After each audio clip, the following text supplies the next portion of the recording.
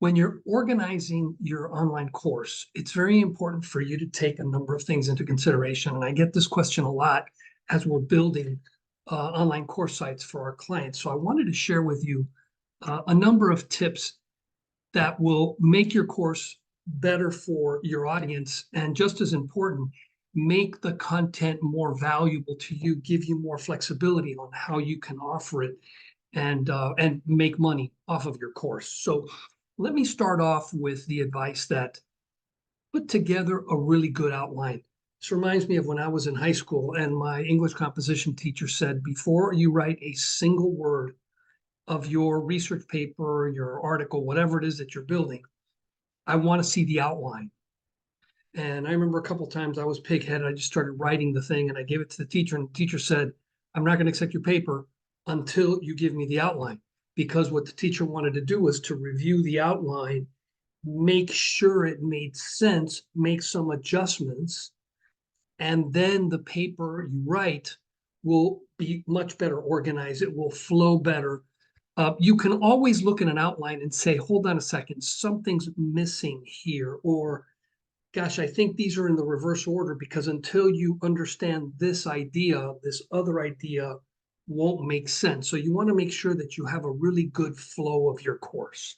So outlining your course, and this is independent of how you have your content built, whether you're using video, whether it's a very copy or written course or something that relies a lot on handouts, doesn't really matter.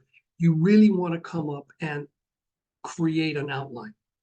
Now, as you dig down into the outline, you want to think about, can you divide things up into bite-sized chunks? Your learners today are not like people that you would teach in person. I mean, I used to teach at the university level, and you had a captive audience and you had a motivated audience because they needed your course in order to complete their degree. And if they didn't pass, there were implications. So, even though you did have some lazy, disengaged students, there was a motivation that was built into the system. And if you were going to be talking for 45 minutes, they were stuck in the class until the bell rang. That's not the case online. Online, you have someone that wants to learn enough about what you're teaching them to get something done. And that something done is not necessarily tied to every single lesson that you're teaching. So you have to keep that in mind. Now, the reason I want you to cut this up into bite-sized chunks is because you're teaching a distracted learner. So just think of a mom who has to learn something, but she also has to take the kids to soccer practice. But she takes the kid to soccer practice. She knows it's going to be an hour, hour and a half, however long it takes. That gives her plenty of time to grab her phone, sit in the car. If you're like me in Miami where it's 95 degrees, you probably want to turn on the air conditioner. But you're going to be sitting in your car and you're going to be learning off of your phone. And, the distracted learner is coming up and trying to fit things in at different times in their life. So it could be that they watch courses as they go to bed. Instead of watching TV before they go to bed, they're watching it in bed. So they don't really have an opportunity to take a lot of notes. They have to absorb it in chunks, which is a reason why you ought to package, if it's video, keep your videos to 8 to 12 minutes. And the reason I recommend this is because, and keep them consistent, because what you want is for people to have an expectation. I know I can get a lesson in based on how long they typically take between now and when my kid finishes soccer practice, between now and this meeting I have that starts at the top of the hour. So I've got a 20-minute space. I can fit a 12-minute lesson in there. So you want to work with that sort of mentality. Now, quizzing is interesting. If you're offering a certification, you have to have them because otherwise you can't prove these people earned it. But if you don't, what you want is to have a quiz that helps the learner understand, did they pay enough attention? Were they so distracted, or if they were reading it in bed, did they fall asleep? And the next morning, they have no clue what the course was about. And the quiz is a great way for them to turn themselves in going, hey, I've got to go back and repeat that because I didn't get enough of that.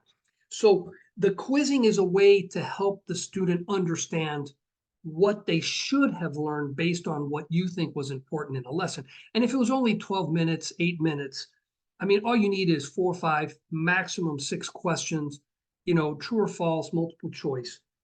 Plenty of opportunity for them to validate that they have without having to think, oh, I got to go through 35 questions. Do I really even want to take this quiz, right? So that's something you got to think about.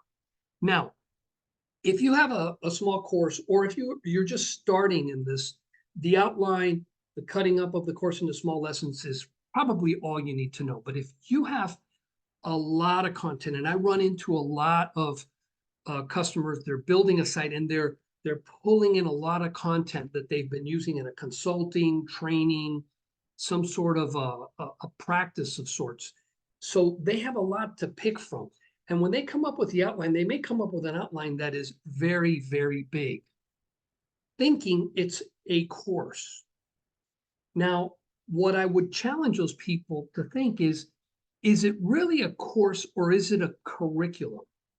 And the reason I use the word curriculum is because back when we were in college, what you did was you looked at your curriculum and you said, okay, these are required courses. So I have to take 1, 2, 3, and I have to take them in a certain order. And then there were these electives. And, so it was a jumble of course. And depending on how you wanted to get at the bottom, did you want to get a degree? Were you just doing continuing education? Whatever that was, there were certain courses that were very important. There were others that were like icing on the cake, nice to have, but I don't have to take them. Now, if you take a very large course, divide it up into curriculums, then what you can do is sell them as different curriculums, different paths. And it gives you the opportunity to maybe sell one specific topic that's very hot, very in demand. So by cutting it up, it gives you the ability to sell it all as a package. And it could be, hey, if you want the full package, you can sell it and maybe you get a discounted price, or you can pay to get the whole thing at this 4-payment plan. But it gives you then the opportunity to sell pieces and parts of it at different prices. And it could be that today you only want to sell the whole thing, but in the future you might want to sell something separate. Or as you see people going through the course, they might say, hey, this one here was so valuable. And it gives you the idea, hold on a second. Maybe, if you had built it all in one place, it's like, oh, I got to pull it out now. And then, there's work involved. But if you had already built it in pieces and parts, you can take that out, separate it, and then sell it individually. Now, whether you're using, it doesn't really matter the platform. Our team specializes in LearnDash, and we typically use WooCommerce. Sometimes we'll connect it up to a CRM like Keep or ActiveCampaign or some other platforms.